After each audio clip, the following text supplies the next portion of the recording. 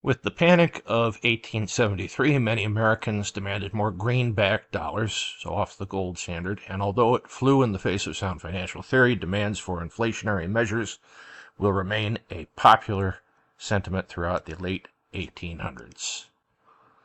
So the Panic of 1873 was caused by banks overloaning money to finance railroad and factory building. It was a massive financial crisis. It triggered what was known as the Long Depression, which was a period of economic stagnation, so the economy isn't growing in the U.S. and Europe. It lasted for around about 6 years, ended in 1879-ish. It was known in the United States as the Great Depression until, well, the Great Depression happened and eclipsed it in severity. Some of the causes of the panic were railroad overspeculation. We had a boom in railroad construction after the Civil War. Over, I think, about 33,000 miles of track was laid in a little over 5 years.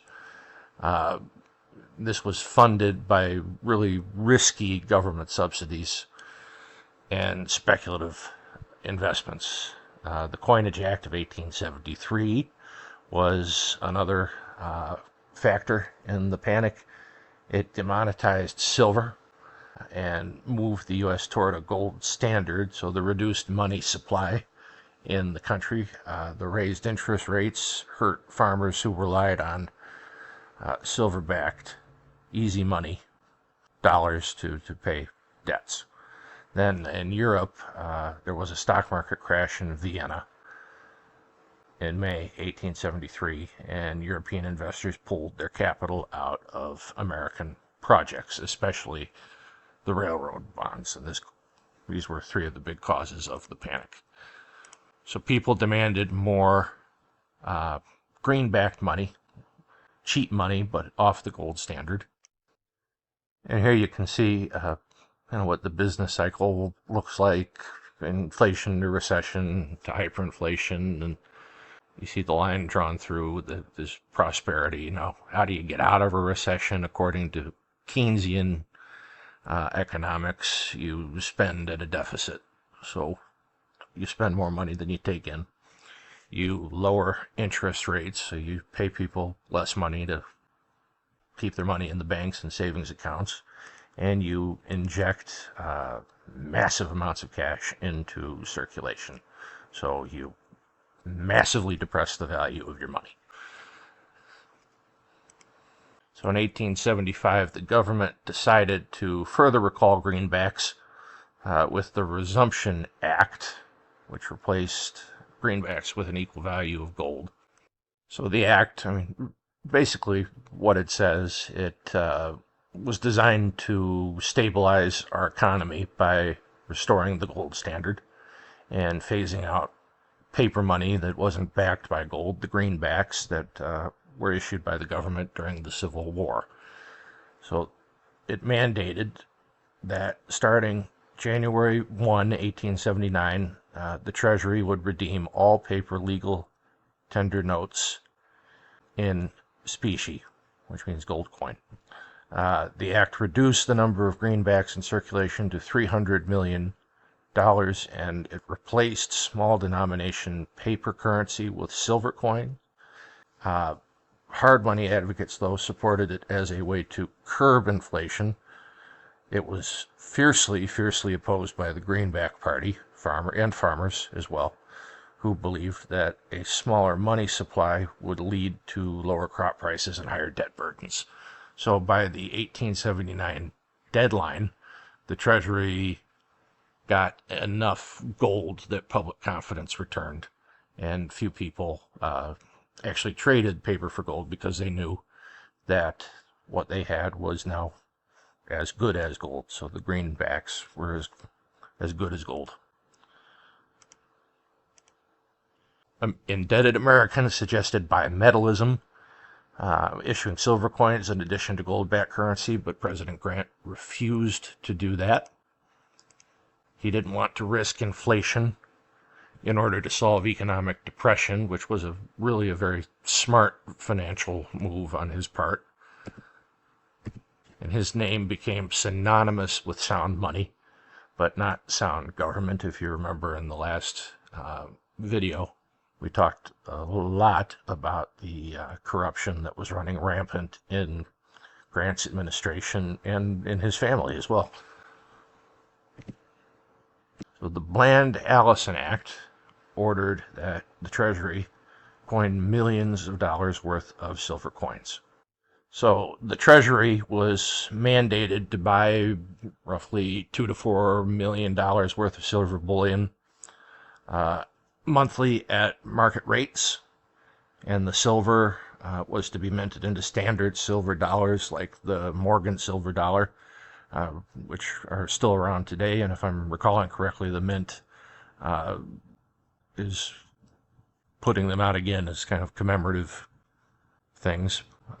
The coins established as legal tender for all public and private debt, and the act also authorized silver certificates, which was a new form of paper currency backed by silver dollars held in the Treasury. Republicans had a really unpopular hard money policy, money backed by actual gold, which led to the Democratic takeover of the House in 1874 and the creation of the Greenback Labor Party in 1878. So the Compromise of 1877 and the end of Reconstruction. So an unceremonious political compromise resolving the contested presidential election of 1876 included a promise to end Reconstruction, a final defeat for a failed attempt to rebuild the South. So Grant considered running for a third term. The House derailed that idea. Yeah, this really sums it up here. Poor guy had had enough. Taxation, duties, hard times, financial crisis, government corruption, carpetbaggers. He had had enough. Or the country had decided he had had enough, rather. So the Republicans nominated Rutherford Hayes, otherwise known as the Great Unknown. The Democrats nominated Samuel Tilden. To say the election was close would be understating it. Tilden won 184 of the required 185 Electoral College votes. But obviously we didn't have a President Tilden. 4 states had disputed elections and sent in 2 sets of returns, one for the Democrats, one for the Republicans. The Electoral Count Act of 1877 created an electoral commission of 15 men from the Senate, the House, and the Supreme Court to count the votes, and we get President Hayes. The Compromise of 1877 made Hayes president if he ended Reconstruction, if he removed all the troops from the South. So we had ourselves another Ohio man. He only served 1 term, went to school at Harvard, 54 years old upon taking office. Vice President William Wheeler, another 5'8" president. Nicknames, real flattering. Rutherford Hayes, his fraudulency, and Granny Hayes and his soundbite here. I am heartily tired of this life of bondage, responsibility, and toil. The Hayes family banned alcohol from the White House and spent every night singing gospel hymns. So the troop withdrawal and Reconstruction's end abandoned blacks to white discrimination.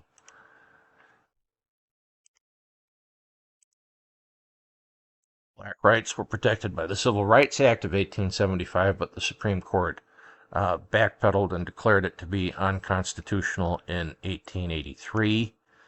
In 1896, we have Plessy v. Ferguson. This is one of the most famous Supreme Court cases in the country's history. It rules that separate but equal facilities are constitutional. Now, this obviously gets overturned.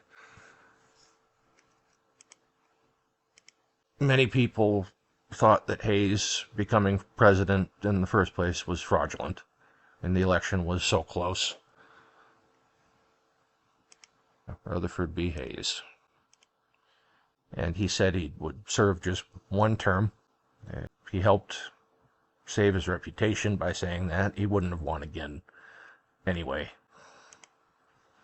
And then we have the election of 1880 with President Garfield and Vice President and very soon to be President Arthur.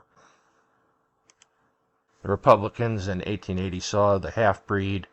Remember, this is a faction of the Republican Party that is more moderate and wanting a merit-based system instead of a spoils system, like Senator Conkling of New York was desirous of, where jobs would go to your friends and your largest donors. So Garfield was balanced by stalwart Chester Arthur, who was close with Conkling, and Garfield's death at the hands of a stalwart showed the deep divisions between these two GOP factions. So Republicans nominate James Garfield of Ohio, who had served in the Civil War with distinction. He was not even seeking the nomination. He was very much a compromise candidate. And Chester Arthur, who's on the right side of your screen, was the running mate, a stalwart of Roscoe Conkling's. The Democrats put up Winfield Hancock, who was another Civil War vet, popular in the South due to his good treatment during Reconstruction. And it's another squeaker, but Garfield pulls it out. Barely wins the popular vote. He comfortably wins the Electoral College. You can see 214 for Garfield to 155 for General Hancock. And Garfield missed it with the popular vote. But that sometimes happens, and that's our electoral system. So Garfield was president for just a very short time. Another man of Ohio, third one. Educated at Williams College, a Republican who was 49 on taking office. Vice President was Chester Arthur, who served out the remainder of Garfield's term. 6 feet even, we're breaking the 5'8" streak. Called the preacher, the teacher president, the martyr president. He says, "My God, what is there in this place that a man should ever want to get into it?" I'm assuming he's talking about the White House. Right? Number 28. And the fun fact, Garfield could write in Latin in his right hand while writing in Greek in his left.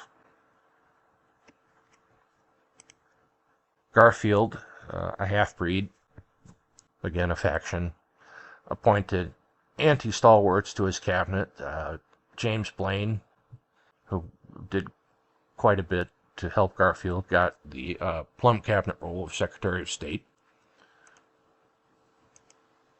And in 1881, September, Charles Guiteau, who was absolutely nutty and a stalwart, killed Garfield. And he says, "I am a stalwart and Arthur is president now." And poor President Garfield survived for 80 days after being shot. Then we come to Chester Arthur, who serves out Garfield's term. I change it up. He's from Vermont. Went to Union College. Another Republican, 51 years old upon taking office. Didn't have a vice president. Now, he didn't run again because of his health. He died pretty shortly after leaving the White House. Elegant Arthur, Archet, Prince Arthur. And he says, "I may be President of the United States, but my private life is nobody's damn business." Chester Arthur was a fashion hound. He reportedly owned over 80 pairs of pants. Chester Arthur seemed unfit to be president. People had very low expectations of him. He was, again, seen as Conkling's man, not really independent, not really, fit to be president.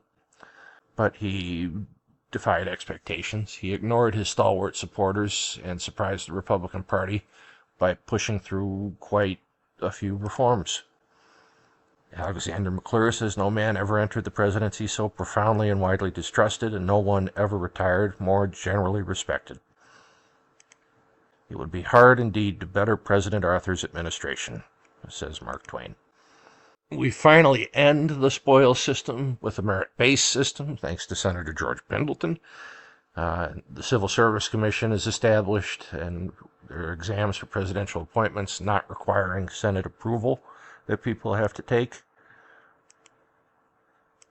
Then we come to 1884, Blaine versus Cleveland, and the infighting between Republican factions in this election allowed Democratic candidate Grover Cleveland to defeat James Blaine, leader of the half-breeds, in the election of 1884. And it is not until we get to President Trump that we have another president who serves 2 non-consecutive terms. James Blaine was the Republican candidate, and some Republicans, called mugwumps, opposed Blaine and switched to the Democratic Party.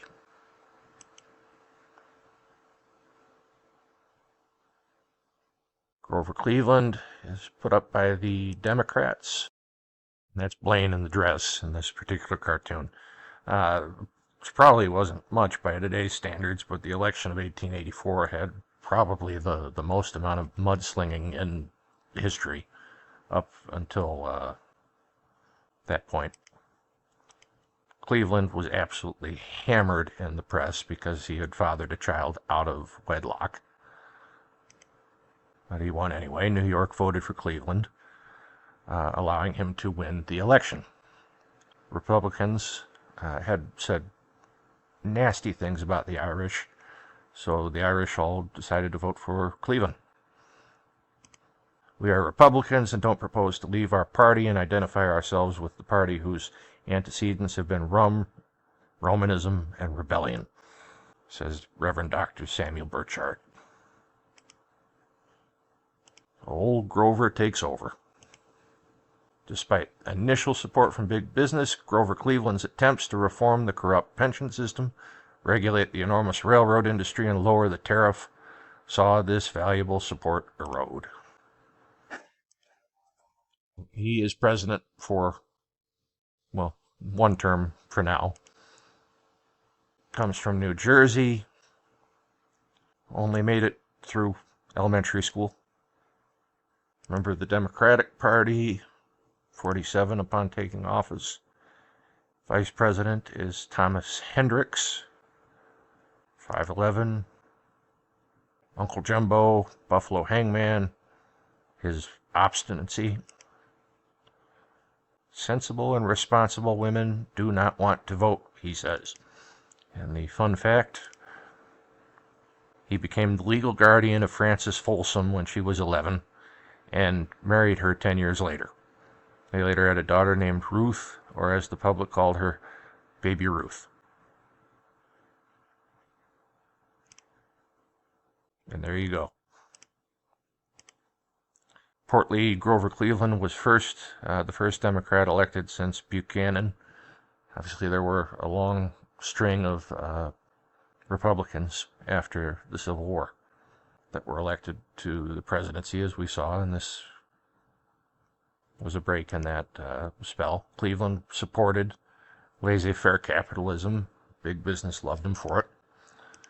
He appointed 2 former Confederates to his cabinet and didn't adhere to the merit system, and fired 2/3 of federal employees. Cleaned house pretty well.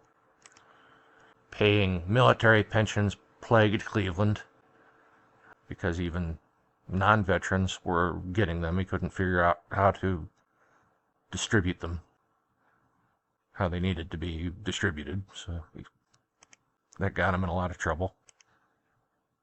He tried attacking that corruption by vetoing the addition of names to the pension list. Didn't really work. So he passes the Dawes Act in 1887, forcing the assimilation of Indians and denying them tribal lands. Some of the key provisions of the act was land allotments. Reservation land was surveyed and divvied up into individual allotments. 160 acres were given to heads of households, 80 acres to single adults and orphans, 40 acres to minor children. Surplus land, any land remaining after the allotment was declared surplus and sold to non-native settlers and the railroads.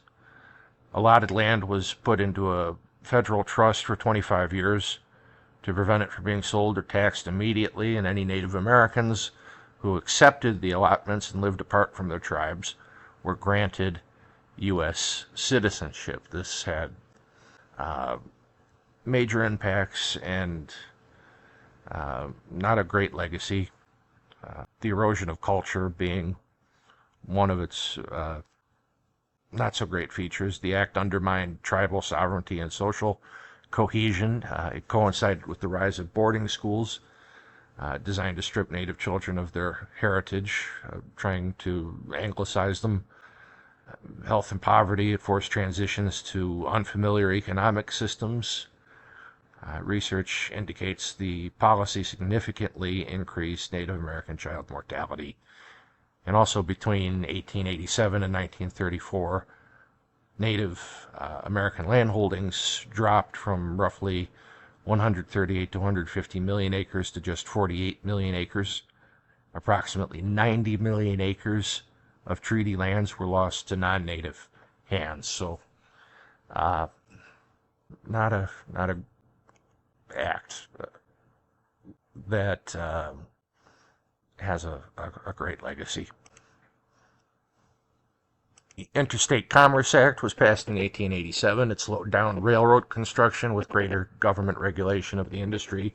Some of the core provisions there required railroads to charge fair shipping rates, though it didn't initially give the government power to set specific policy prices. Public rate disclosure. The railroads had to publish their schedules and rates and prohibited changing them without public notice. Discrimination was not allowed. It outlawed special rates or rebates for favored high-volume shippers and banned charging more for a short haul than a long haul over the same line. There was also a prohibition against pooling arrangements where competing railroads agreed to divide traffic or earnings to keep prices artificially high. We had, by 1881, a surplus of $145 million, which mostly came from high tariffs. Cleveland wanted to lower the tariffs in 1887, but met with opposition by industrialists, the Republicans, and even fellow Democrats. Made them angry. It was a politically risky move. And we get President Harrison in 1888, but Grover Cleveland makes his comeback 4 years later. The Republicans united behind Benjamin Harrison in 1888 to defeat Grover Cleveland, whose accomplishments outrank his peers in this age of weak presidents of the late 1800s. So the Democrats reluctantly renominated Cleveland in 1888. The Republicans choose Benjamin Harrison, who was the grandson of President Harrison, President William Henry Harrison. And this was another really ugly campaign. I hope you're picking up on a theme here. Cleveland was portrayed as anti-Irish, and Harrison won. So Harrison was just president for a single term from Ohio. We're back to Ohio. Educated in Miami of Ohio. Member of the Republican Party, 55, Vice President Levi Morton, 5'6", slightly under average height. Called Little Ben the White House iceberg, and his soundbite, "We Americans have no commission from God to police the world." Harrison is the last president to have a beard. Cleveland was not a great president, but better than most in the Gilded Age, certainly stronger politically, 21st in the ranking. Harrison, number 30, Arthur, 32, Garfield, 28, Hayes, 33. So Cleveland,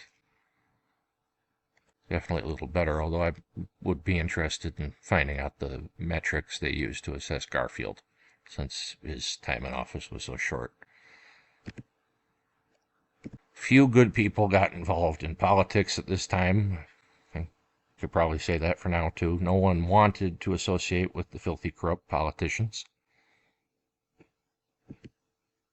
Republicans, despite very strong Democratic opposition, led the 51st Congress, nicknamed the $1 Billion Congress because it paid for lots of expensive projects, like the McKinley Tariff Act of 1890, which raised tariffs to their highest peacetime level in American history.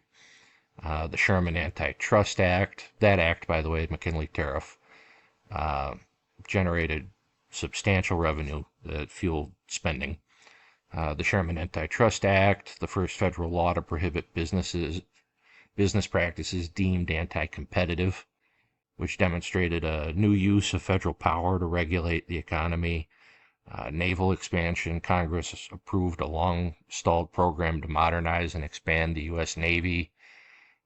6 new Western states were admitted to the Union during this period, which solidifying Republican majorities in the Senate. The 6 states, North Dakota, South Dakota, Montana, Washington, Idaho, and Wyoming. The public outcry over the amount of spending was immense, as well as the high tariffs. There was a lot of dissatisfaction there. And in 1890, the Republican Party lost a commanding control of the House of Representatives, and allowed Grover Cleveland to defeat Harrison in the 1892 presidential election.